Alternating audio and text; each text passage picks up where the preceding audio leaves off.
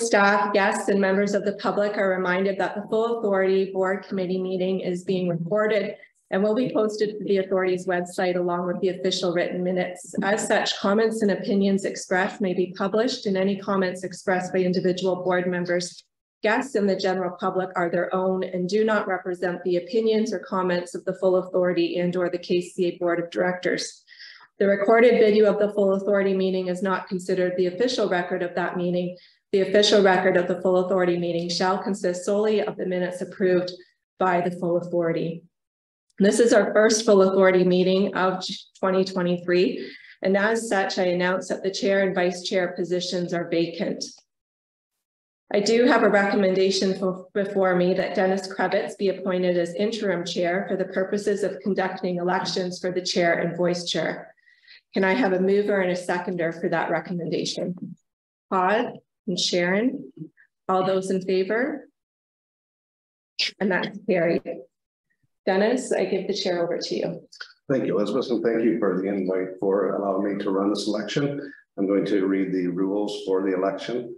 But first, there's some housekeeping that needs to be done. The election for chair and vice chair of the Kettle Creek Conservation Authority for 2023 will be conducted in accordance with the Conservation Authorities Act and KCCA's administrative regulations as follows.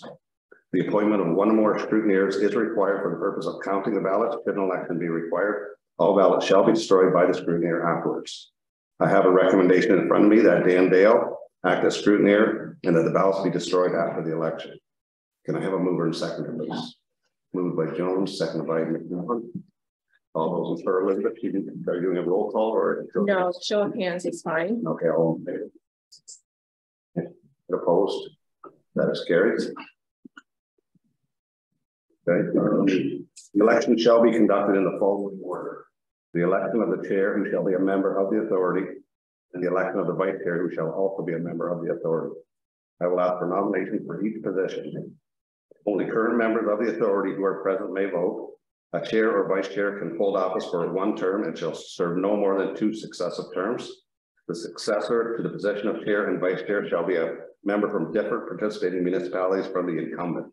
Therefore, the 2023 Municipality Temp Center is unable to hold the position of chair, and the Central Elgin member is unable to hold the position of vice chair due to last year's appointments. Nominations shall be called 3 times and will only require a mover. The closing of a nomination shall require both a mover and a seconder. Each member nominated shall be asked to accept the nomination. The member must be present to accept the nomination unless the member has advised the Secretary Treasurer in writing or by email in advance of this meeting of their willingness to accept the nomination. If there is only one nominee for the individual shall be declared to the position by acclamation. If there are more than one nominee, an election will occur. Each nomination shall be permitted not more than 3 minutes to speak for the office in the order of the alphabetical listing of the surnames. Upon acceptance by nominees to stand for election to the position of office, ballots will be presented to members by the scrutineer for the purpose of the election. The scrutineer will then collect the ballots and advise the acting chair, myself, who was elected with more than 50% of the vote. A majority vote is required for election. If there are more than 2 nominees and upon the first vote, no nominee receives a majority required for an election, the name of the person with the least number of ballots shall be removed and further consideration for the office for new ballots shall be distributed. In the case of vote where no nominee receives a majority required and where there were 2 or more nominees, there's a lot of rules, are tied with the least number of votes, a special ballot shall be taken to decide which one of such tied nominees shall be dropped off the list of the names to be voted on the next vote. Should the tie between the 2 remaining candidates, a new ballot shall be distributed and a second vote shall be held. Should there still be a tie after the second ballot, a third ballot is held. Should a tie occur after the third vote, then an election shall be decided by a lot drawn by the acting chair. If the members understand the procedure, we will then begin the election of the chair. That's good. Okay, I would now like to call for nominations for the position of chair for Kettle Creek Conservation Authority for 2023. Thank you, Mr. Chair. I would nominate Grant Jones for chair. Thank you. I would call a second time for nominations for position of chair. Okay. And calling a third time for nominate the position of chair. Okay. Thank you. Now I would request a motion to close the nomination for chair. Then. Moved by. Sorry. Seconder. Chair. All those in favor? The nominations are closed. Thank you. And I would like to ask the nominee if he's willing to let his name stand for chair. I guess I will. Okay, so no nomination is required. So at this time, like Question? Oh, yes. Before you bring the vice chair open, Lori Baldwin Sands has agreed to let her name stand for vice chair, but she had a really sad, tragic problem yesterday and cannot attend today's meeting. And I'm not sure what the protocol is. I know you read earlier they have to be here, but she has agreed to let her name stand, or I would, if it's all possible within the rules, that we defer the vice chair to the next meeting when she would attend. So I'm not sure how that sits, Mr. Chair. Is that, Grant, do you have a comment on it, or Elizabeth? Mr. Chair, I can answer that. I did go to the admin bylaws for that. So as Dennis just earlier read, they have to be in person, or they have to have notified myself by email or in writing that they would let their name stand. I do confirm that I have an email from Lori Baldwin Sands outlining that she will allow her name to stand for any position so nominated this morning. Okay. So she will be able to stand then if nominated. Yes. Okay. If nominated. But thank you. Okay.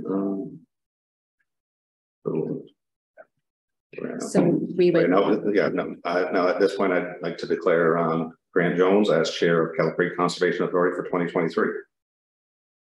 Okay.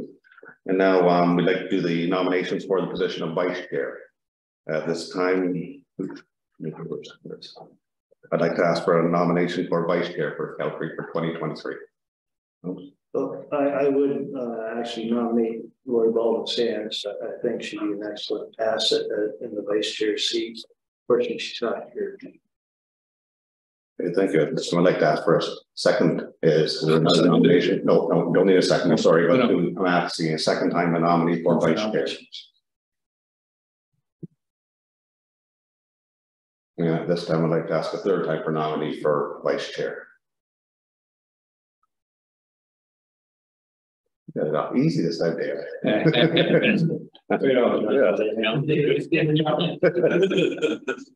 Okay, so this time I'd like a motion to close nominations for chair, or vice chair, sorry.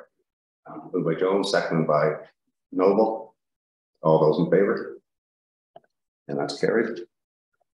So at this time, I'd like to declare Lori Baldwin Sands as vice chair for Kettle Creek Conservation Authority for the 2023 year. Okay. And at this time, I'd like to turn the meeting over to the chair, Mr. Jones, please. Okay.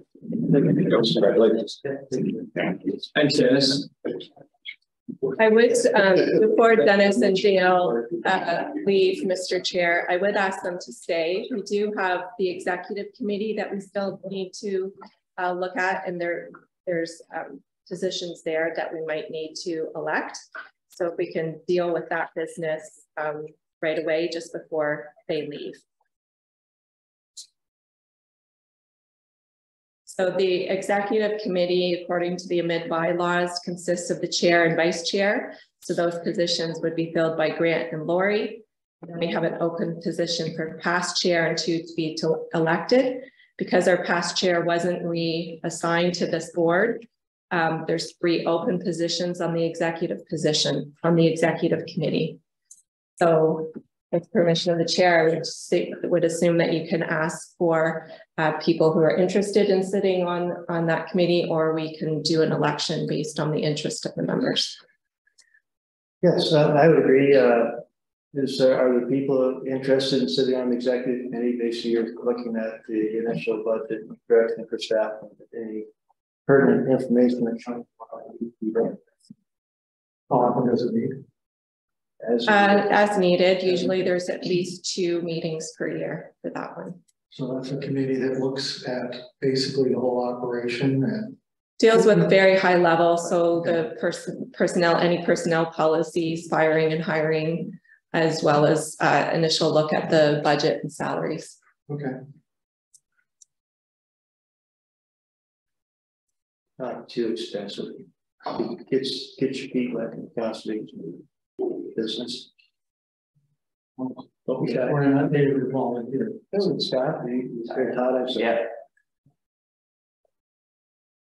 I would volunteer. Okay. You volunteer on that. Wow, you know, Need one more, And we need one more. at least one more. you're done with that. Donnie, Yeah, why not? are there any others? He's looking straight down. I have to say we have our 3 members, Okay. unless somebody else wants to put their hand up.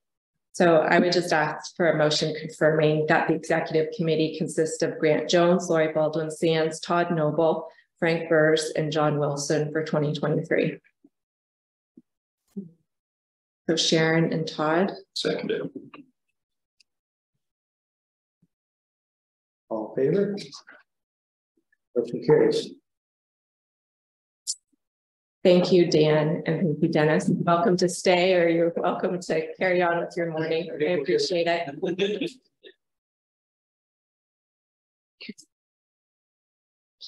Yeah. These motions and then. Thank you. Good luck. Thanks very much. Thanks, guys. So we do have an alternate to appoint for Conservation Ontario. Generally, it's vice chair. Mhm. As Yep. But just Mr. Chair, we have just a brief overview of the 3 that are left, what the requirements are for conservation, Lake Erie, Western Fair. Sure. Conservation Ontario, that's the kind of the overarching organization of the 36 conservation authorities. So each conservation authority is able to appoint voting members, and they have traditionally been the chair and GM. We ask for 1 alternate for that position. The Conservation Ontario meets now 4 times a year. Usually they were in person in Toronto prior to the pandemic, but now they meet in a hybrid motion. So it's not a big commitment. Again, it's just another opportunity to become more involved in the Conservation Authority movement. But as Grant said, usually the alternate is the vice chair. So we could put Lori in there as well. The Lake Erie Source Protection Committee is usually the chair and GM, so no appointments necessary there. The Lake Erie Source Protection Committee is the 4 source protection authorities in our Lake Erie region, consisting of Kettle, Prattfish, Long Point, and Grand. That committee meets again, typically 3 to 4 times per year, and deals with any source protection matters within the region. The Western Fair Association is one that's come up before as one where it's really up to the board whether or not you want to appoint them. Western Fair does like to have representation from the agricultural community, and it's a nice tie in with the environmental aspect of what we do. Last year, our chair for the past couple of years, Alison Warwick, was already sitting on the Western Fair as a member of Middlesex County, I think, or her capacity as Thames Centre. So she volunteered to be a co-representative of the authority as well. Again, it's just a request from Western Fair. If the board members chose that they didn't want to send a representative, I would notify the Western Fair of that. So if there's no interest in that position, then we can forego that one. And then it would just be a motion confirming that Lori would be the alternate for Conservation Ontario. Okay. Yeah, if you have an interest in Western Fair, it's this excellent opportunity to get in where the decisions are being made. If there isn't an interest, there's really no point going. Any city of London interest? Well, I would certainly be willing to take on any position, but I think that this There are plenty of people from the city of London on Western Fair already, and I think the point here is they want some geographic representation, so I think it'd be a poor representation. Great representation. Yeah. How often does the Western Fair Association meet? Is it monthly? I'd have to check, Frank. It's been a, I think it's quite, no, yeah, I think it might be monthly. yeah. So it's running of the fair, and they want local. They want all local- the input from the area. Yeah.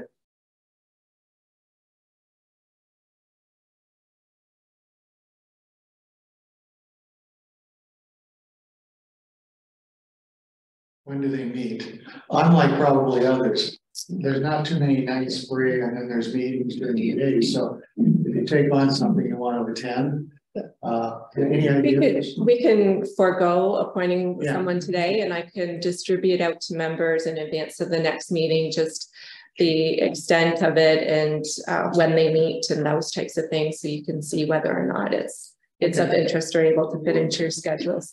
Good, thanks. But for right now, if we can just get a motion confirming the Conservation Ontario assignment of members and reconfirming Lake Erie Source Protection Committee as the chair and GM, we could do that as one motion. So moved. Seconder, Jim. Any further discussion? All in favor? Motion carries.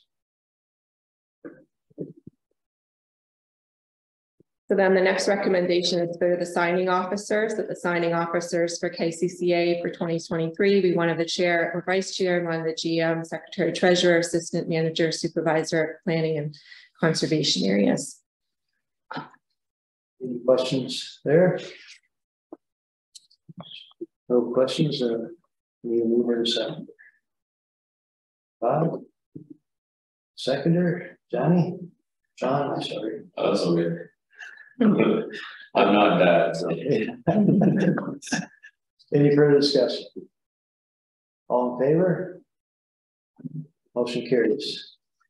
The next one is that the borrowing maximum for the Kettle Creek Conservation Authority for all expenditures in 2023 be $200,000, and further that signing officers be authorized to execute the necessary documents in this regard. Questions on that? It's basically keep the wheels turning during the season. No questions, mover and seconder, please. Sharon, seconders, Todd. Further discussion?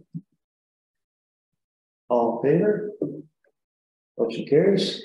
The firm of Graham Scott Ends be appointed auditors for the Kettle Creek Conservation Authority for 2023. Questions or concerns? Mover, Johnny. Seconder, Frank.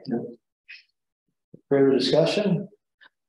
All in favor? Oh, question. Very quick. You got it. Is there something that is other auditors actually apply for this position, or we just assume we do this, and if we don't, then we'd have to go outside? Yeah, Graham Scott Ends has been an auditor for some years now. Yes. If the authority is interested in going out to market, we can certainly do that. Why not? Just wondered if that was. I think they give us a good quality service and price. No, we're fine. Thank you. Any further questions? I'll call the vote. All in favor? Motion carries. And the final one is that Grant Inglis be appointed solicitor for the Kettle Creek Conservation Authority for 2023. Concerns there? Mover and seconder, please. Jim and Scott, Todd. I'll keep calling you Scott, don't I? That's okay. I call Scott. Been called a lot worse. All in favor? Motion carries. And the final item there, the 2023 meeting dates were previously approved, but I included them in the package for information. Just a couple of things to mention. We will be scheduling some further orientation sessions. I'll send them out to the board members, but we'll likely schedule those just prior to the board meetings, either starting at 9 or 9:30. You can attend if you would like more information. The next one we'll have planned is planning and regulations just prior to the February 8th meeting. And add those to your calendars. And I'd ask that you save the date for a board tour. We've got it tentatively booked for June 23rd. I'll send both of those dates out after the meeting. And if there's issues with either of those dates or times, then you can get back to me. But just looking ahead to schedule those items in. What was the second date? June 23rd was what staff had kind of earmarked for a watershed tour. So we take you out to the different sites. And What time would that be? 9 a.m. start. Okay. We're thinking 9 to 2. Yeah.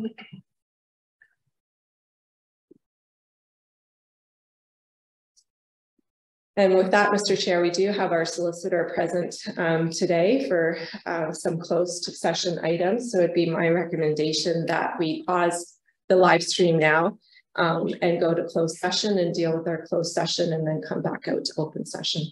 I would agree with that. Motion to go into closed session, please. Todd and Frank, all in favor? Barry? Can we have a motion to come out of closed session? Yep, and 11:19. Sam and Sharon, all in favor? Motion carries. And with regards to direction, The motion's coming out, if I might, Mr. Chair, so that there's a motion for the minutes from August 2022 and the closed session meeting be approved. the mover and seconder, Jim, Grant, All in favor? all in favor? Motion carries. Now the second item, That staff proceed as directed on a legal matter. mover and seconder, please. Todd and John, all in favor? Motion carries. Item 3. That the 2023 salary proposal be enacted as presented retroactive to January 1st, and that the position of a corporate administration clerk be posted. Seconder, Sharon and Sam, all in favor? Motion carries. Item 3. And so again, that staff be directed on a legal matter. Mover and seconder, please. Jim and Todd, all in favor? Carried. And item E was just an FYI. that's all right. We'll go back to our regular meeting. I don't think we ever done continuing interest. Did we? We did it. No, we did. So, any declarations of continuing interest? Seeing none. We'll go down to The minutes. yes, minutes from the 9th, and I guess Jim and I, one of us can move that. Okay. I'll move it, you can second it. Any questions on the minutes? Not, if you move, all in favor? Motion carries. And Matters arising. matters arising, that's right. So matters arising, so January media report, Betsy gonna do this? Actually, Mr. Chair, just in the interest of time, for the information of matters, usually under matters arising, I put just informational reports from various staff and welcome questions, but with the will of the chair, what I'll do is just go through each one and present them. I'll stop for questions and then we'll do a collective motion at the end just to receive all these information reports. So then we'll start with the media report. This is just a collection of media hits that we've had over the last month, as well as our social media, what's been happening in social media. So there's been, we've just started hiring notices for our seasonal staff, as well as gearing up for our busy spring season. So looking for tree planting sites. Kind of the next slide, Marianne. We put out various funding applications for seasonal position as well. We're working to finalize our web mapping and we hope to launch that in February. We are awarded $23,000 in funding from the Great Lakes Local Action Fund to support invasive species removal at Lake Margaret. We've done 2 wetland creations in Central Elgin. The tree seedlings are ordered and application forms are being distributed. So, you know, if you know anyone that's interested in planting trees or have some agricultural land, they should reach out to Betsy or Jeff. And we've been working through some maintenance activities in our campgrounds, including winterization. Go to the next slide. I'll turn it over to Jen Dow, the Water Resources Supervisor, to just give an overview of the watershed conditions over the last period. Thank you, Mr. Chair. Just quickly, we've had a couple of weather events move through the area in the last couple of weeks that resulted in some media releases for flood watching and flood media releases. As well, there's just a graph there just to show where we are for Lake Erie at the start of the year. You can see that it's much lower than it has been in the last couple of years. And finally, we did some tree removal, stone installation, and safety grade installation at the Dalewood Dam as part of one of our WECI projects.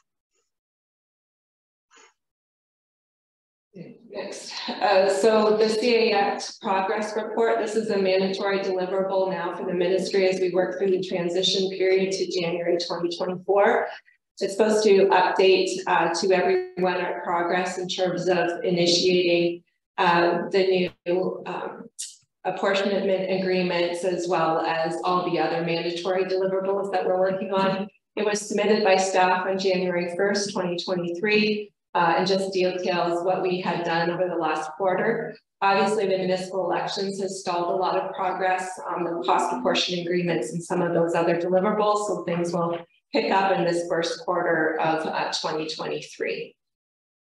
And then the final bit of information was just the legislative changes that were dropped by the minister on December 28th. Both CAs and municipalities got notice of legislative and regulatory changes that came into effect on January 1st, 2023. I thought the letters were pretty self-explanatory, but just to highlight the impacts to those changes. So Ontario Regulation 686 is the one that outlines CA's mandatory programs and services. It was amended to require CAs to identify land suitable for housing in our land inventories. Those land inventories are just being worked through by staff, and they're not a deliverable until December 31st, 2024. So KCCA will be taking that change into account as we build those inventories. The second change was a new regulation that was introduced, which detailed what the minister considers prescribed acts that CAs will no longer be able to provide programs and services related to reviewing and commenting on proposals related to those prescribed acts. Because this legislation, regulation outlined what those prescribed acts are. The list is on the screen and was included in the letter. I think the most important one that you'll hear a lot about is the Natural Heritage Act. So traditionally, a lot of our neighboring CAs were offering natural heritage review and comment on plan review and permits for member municipalities. This now sets out that CAs, even if we were willing to, or the municipality was willing to enter a relationship with the CA to undertake that service, the minister is now saying that he doesn't want CAs in that business, and it has to cease as of January 1st. In terms of the impact to KCCA, we weren't providing review and comment on proposals other than what our mandatory programs and services are, so natural hazards. So there's no real impact to us and our member municipalities that we were working with, but you might be aware of other CAs that were providing that service for your municipality where these changes will be significant, and certainly CAs will be working closely with member municipalities to try to assist in the transition.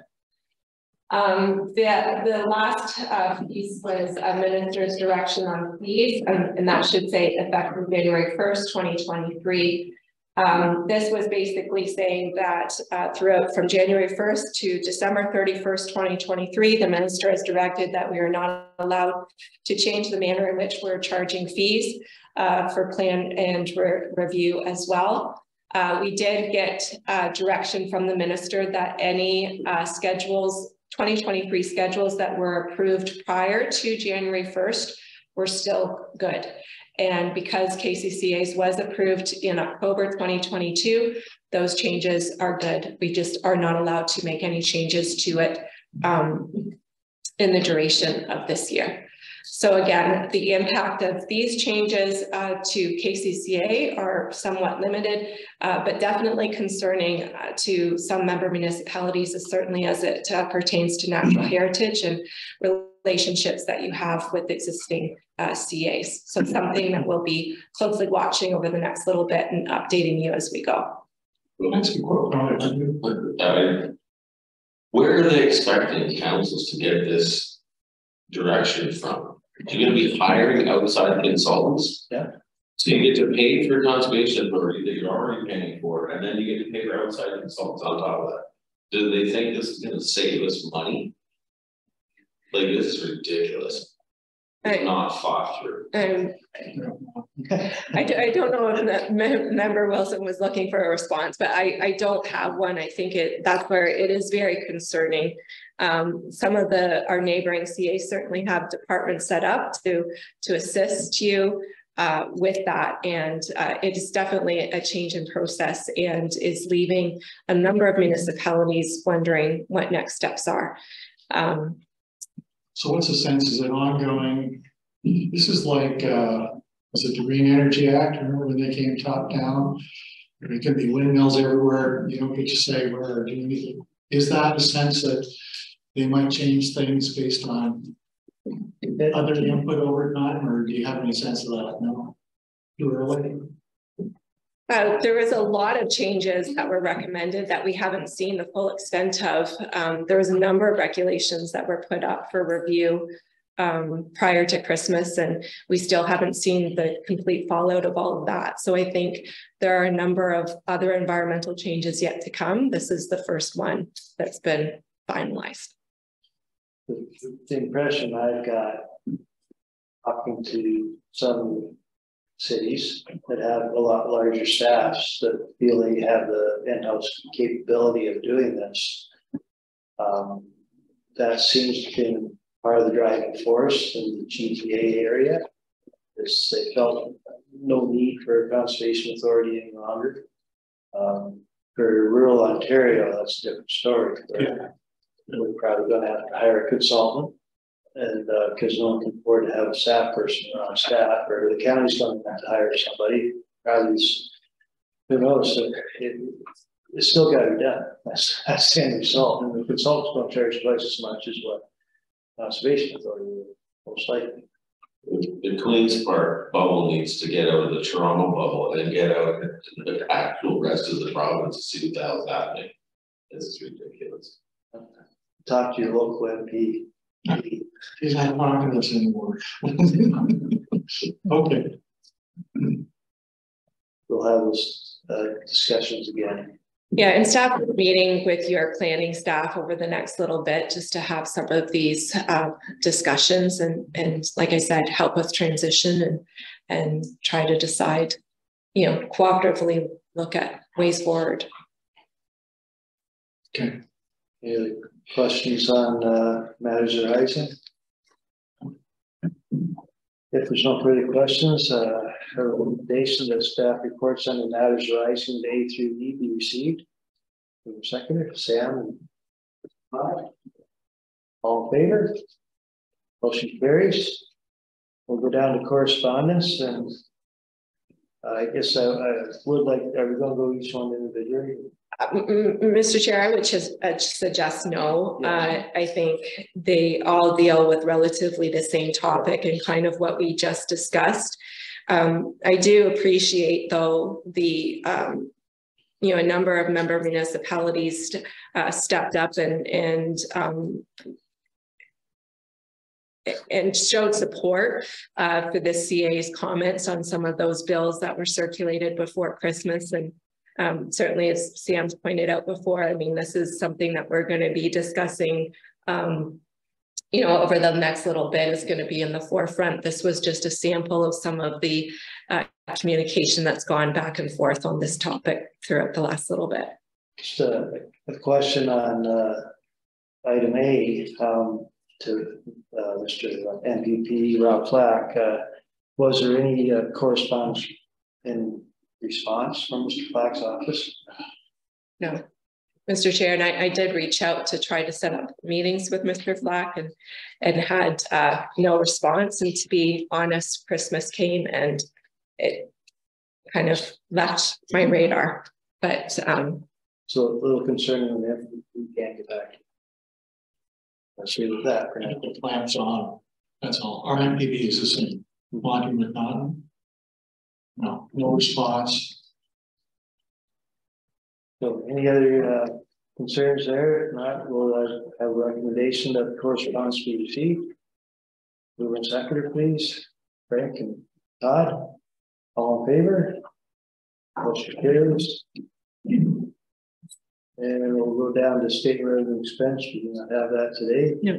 So down to new business, item A, Elgin County's memorandum. Let's go through this one. Sure.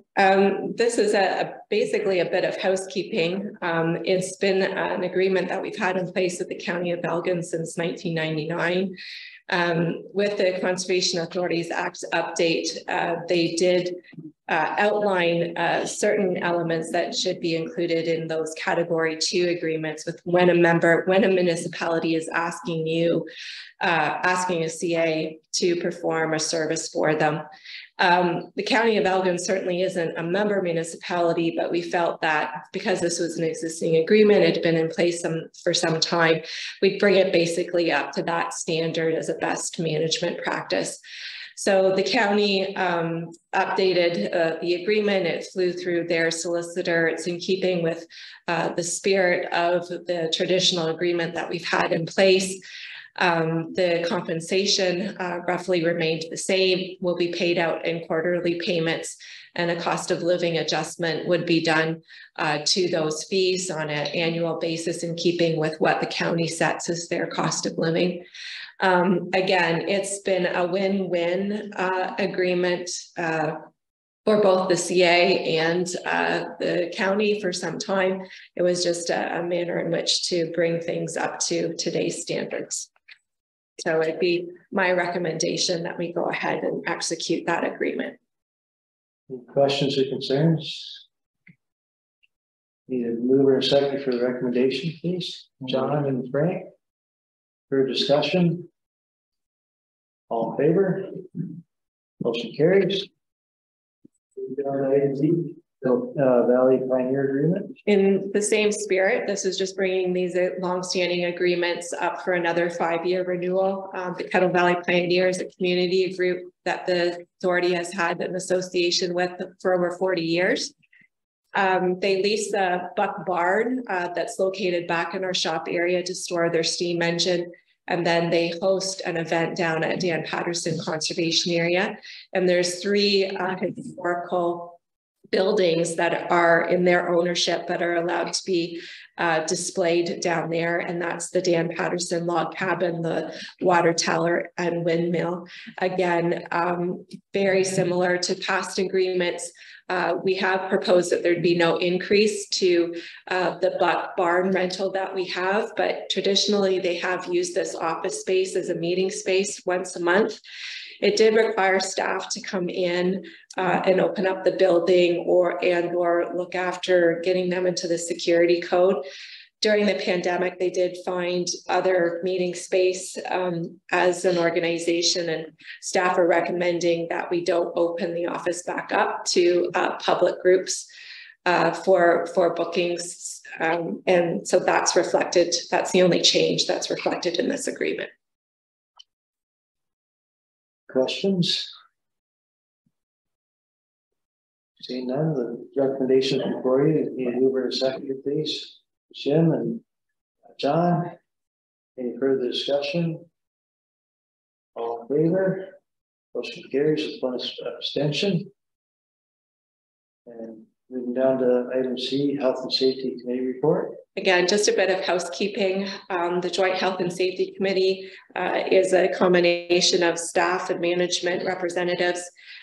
We forwarded you the staff meetings minutes for the year. There were no hazards or concerns throughout the year that staff couldn't deal with.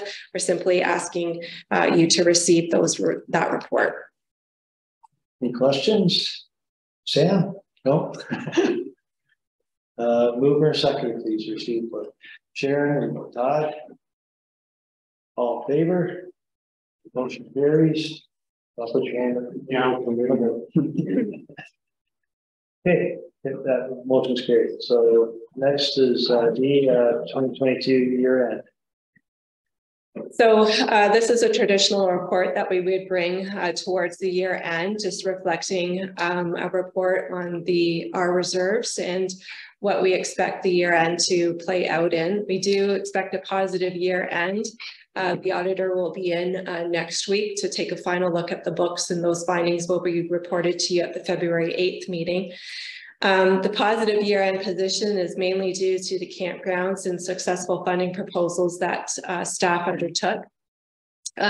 Surplus funds, what I'm recommending at year end, there was a previous motion from the previous board. There was $78,000 in revenue that came in from a logging operation for forest management at Lake Whitaker. There's a previous motion that those funds would be directed to the Conservation Lands Reserve, and that reserve is set up for the management of our conservation areas and for staffing associated with that. We're recommending, because the campgrounds had a successful year this year and roughly about $80,000 in revenue profit at the end of the year, that $12,000 of that be directed to the campground reserves to fund automated lift arms this year, 2023, and that the remaining funds at the end of the year be directed to the wage subsidy reserve and the capital reserves. And the recommendation for those two reserves is that we know that there's still positions on staff that are funded partially through funding proposals, and some years were successful, some years were not. So it's nice to have a bit of reserve there to support those positions when we're not successful. The capital reserves, you'll recognize from the budget reports coming up that we know that we have a significant expense that we're trying to save and budget for in the Dalewood Dam. And so any money that we can push towards those capital reserves to help out with that are effective. The only budgeted drawdown in reserve that I anticipate at this time would be $4,453 from the Stewardship Reserve for 22 clean water initiatives. So all in all, a good year. What I'm looking for right now is that I have permission to transfer to and from reserves as outlined in that report, and any surplus funds at year end be directed toward the capital reserves and the wage subsidy reserve. So any questions, comments? So very responsible way of managing the money. No questions. So on this recommendation before you, any mover and seconder? Sam and James. Any further discussion? All in favor? Motion carries. And you include both recommendations there. Yeah, well, I think that Joe would give you just a brief overview of those automated gate controls. He's done some background work on supplier. Go ahead. Thank you. Through you, Mr. Chair. This is something that's been in discussions with staff for a few years now, of trying to get more automated gate controls at our two campgrounds. Currently, it's a switch in the gatehouse that's operated by staff. So when we get into situations where our gatehouses are closed, we kind of lose that control of access in and out of the park. So we've been searching for an automated system where the user would either have a barcode or a card, and with their permit, they can get in and out of the parks. The problem is we've never had it on the agenda because we haven't found a solution that met our objectives. So primarily we have an online reservation system already that a lot of the gate control operators don't speak to. So it's a separate standalone software, and we didn't want something that was onerous or duplicative of the information we were putting in the reservation system. So this year, there's a conservation areas workshop that's held annually that started back up since COVID that our staff attended, where there was vendors who had two really good solutions. We ended up meeting with them afterwards on site to kind of assess and look at that. And we were happy to say that we finally found a solution that kind of checks all our check boxes. It's a standalone system, but it's very user friendly. It's simple for staff to train on. We don't have to input a lot of information. Works with our current gates, and for cost comparatives, it's about half the price of other solutions that we've looked at previously. So it hasn't been identified on the budget, but as Elizabeth mentioned, due to the successful year this year with surplus funds, we're asking the board for permission to use 12,000 of those surplus funds to move forward with purchasing these automated controls so that they can be in place for this season for our May startup.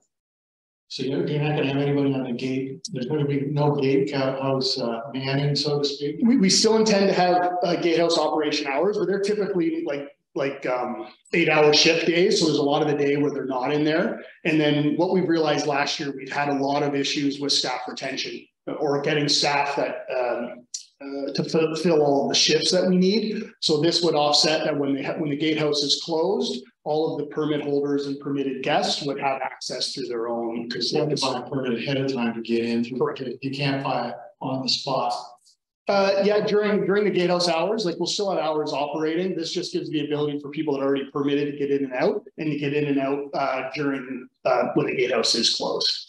So it's not really making changes to our current operations. It's just adding more controls when those gatehouse hours aren't open, and puts us in a better position if we have trouble staffing that day. There's no concerns with closing the gatehouse, as the users can still get in and out on their own merits. Gotcha. Any other questions for Joe? Well, the motion we're just asking for is permission to use $12,000 from 22 campground surplus to acquire those automated gate controls for Galewood and Lake Whitaker, and that we can initiate the purchase and implementation prior to the 2023 budget so that we can have installation in place.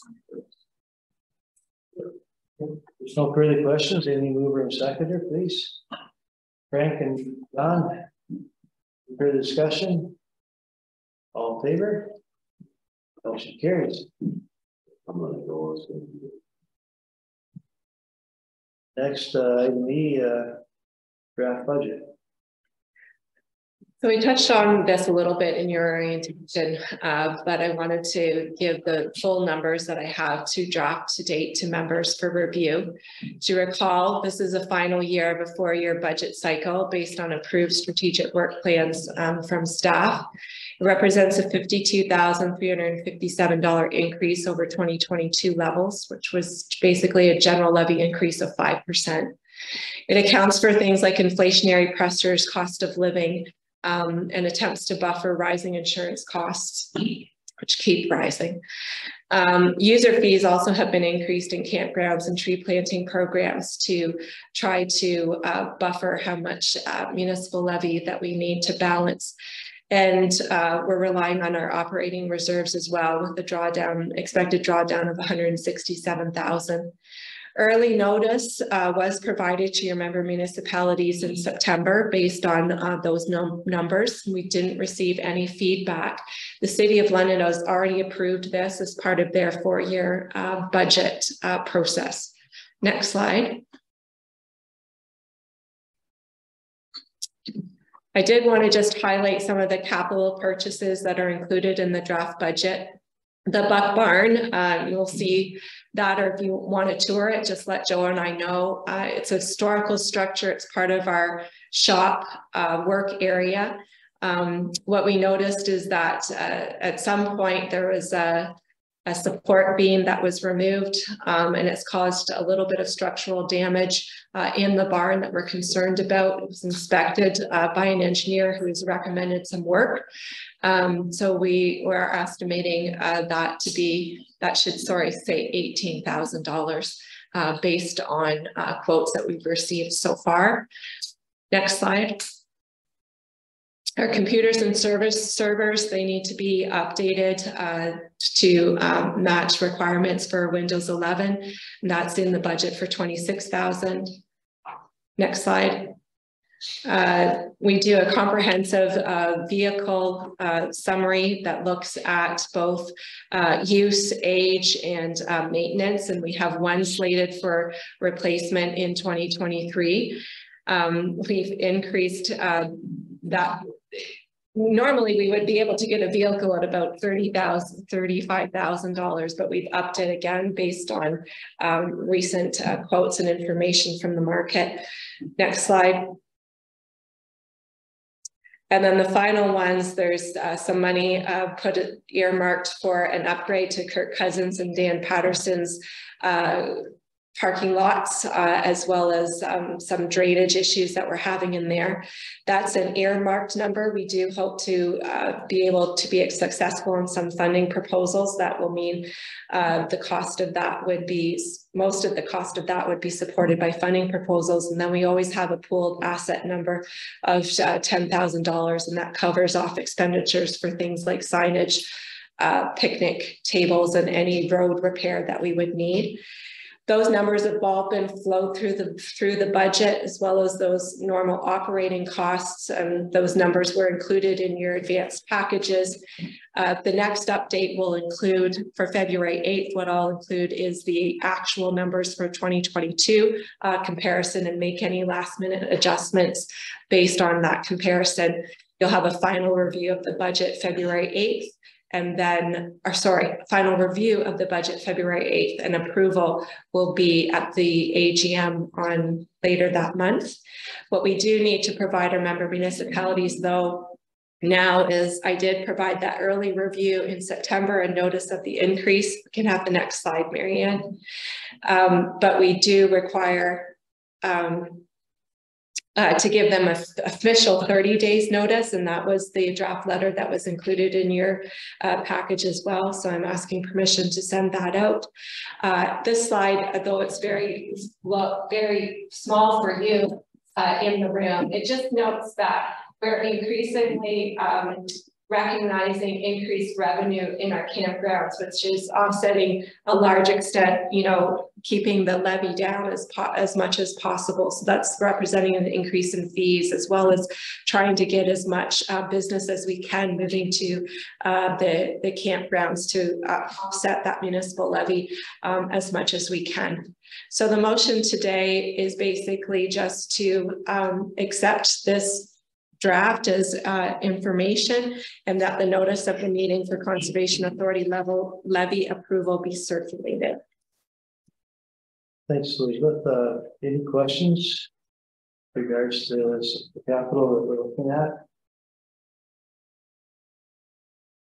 No, the Buck Barn, a little bit surprised when we saw that, but it's a barn that staff do use, and 15,000. We had to replace it a whole lot more than 15,000. There's no questions or concerns, so the recommendation Elizabeth just read, so we're second. We send the letter. Move it. Jim and Todd, further discussion? All in favor? Motion carries. And next is planning regulations activity center. Joe.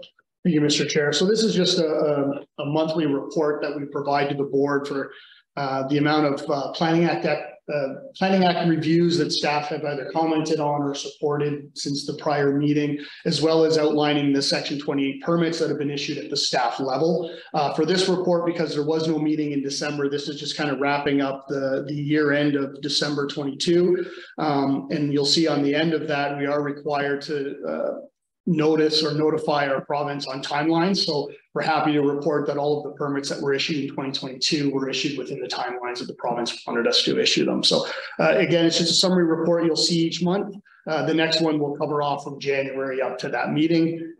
By the staff providing these comments and permits, were satisfied it's met the policy and didn't warrant further board review. So it's just looking for a motion to receive that information. Sam? So moved. Seconder, Sharon. Any further discussion? All in favor? Motion carries. We've gone through closed sessions, so we have a couple of upcoming meetings. February 8th for our next full authority meeting, and the AGM is on the 22nd of February. And before we adjourn, I'd just like to thank you for supporting me as chair. I'll try and do a good job, and I'll do my best to lobby. Sorry, I'll knock a few heads and see what happens. Thank you. Welcome the new board members. We're going to have a couple of interesting years going forward. So on that, motion to adjourn. Frank and Sharon, all in favor? Thank you. Elizabeth, who's going to show me how to do the signing? Jessica.